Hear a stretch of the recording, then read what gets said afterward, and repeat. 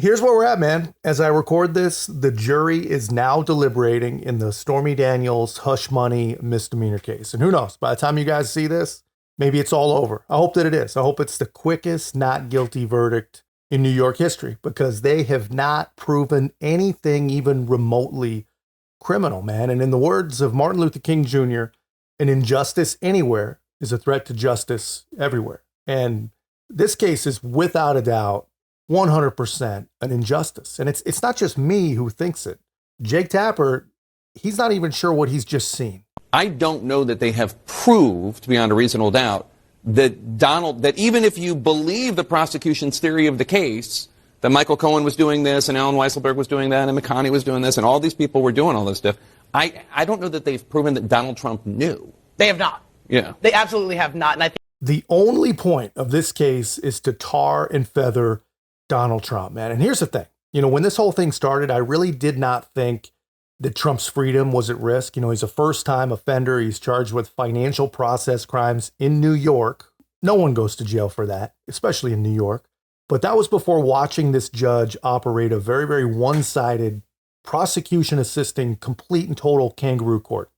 Now, I'm not real sure. A hung jury or a not guilty is the only just outcome. I think if he was to be convicted, I think these psychopaths would actually try to incarcerate the guy.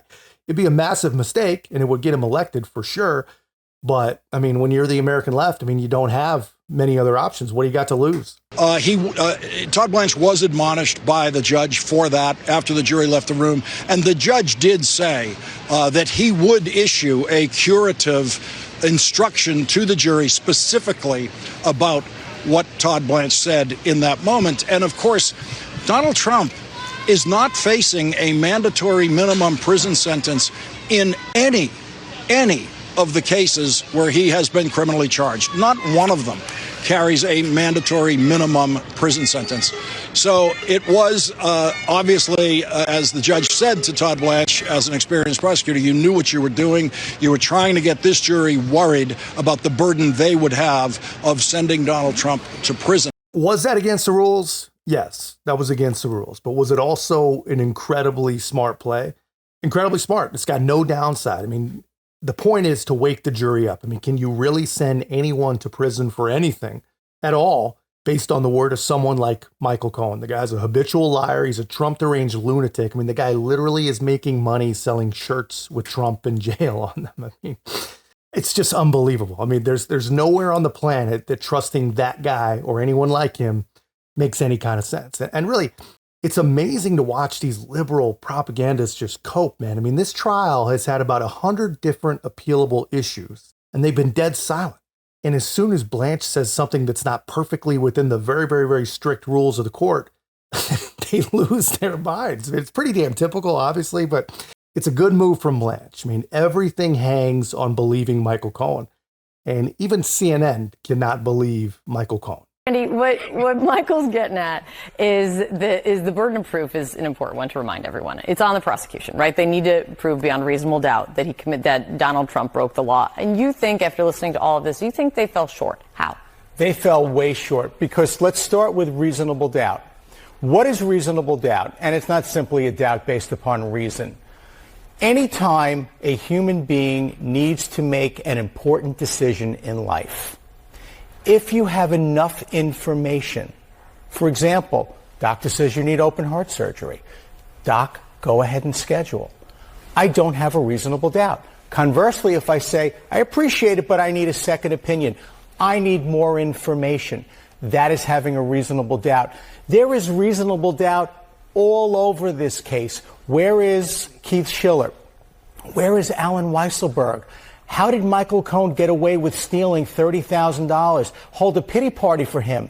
Made $4 million on this. Thought he'd be chief of staff. He's a fixer. If the plumber comes to my house to fix my leak, I could be home. That doesn't mean I know how he's doing it and what it's taking to be fixed. Stormy Daniels, let's hold a pity party for her. It's simply about, did the former president know that books, his records, false entries, for legal fees, Michael Cohen was his lawyer.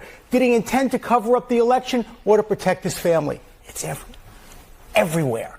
When Randy gets to whisper tones, I start getting concerned. Yeah, I mean, they should be concerned, man, because if the jury is even a little bit reasonable, there is no possible way that they could convict anyone, especially when you consider that, they haven't really explained any crime. They haven't tied Donald Trump to any record keeping.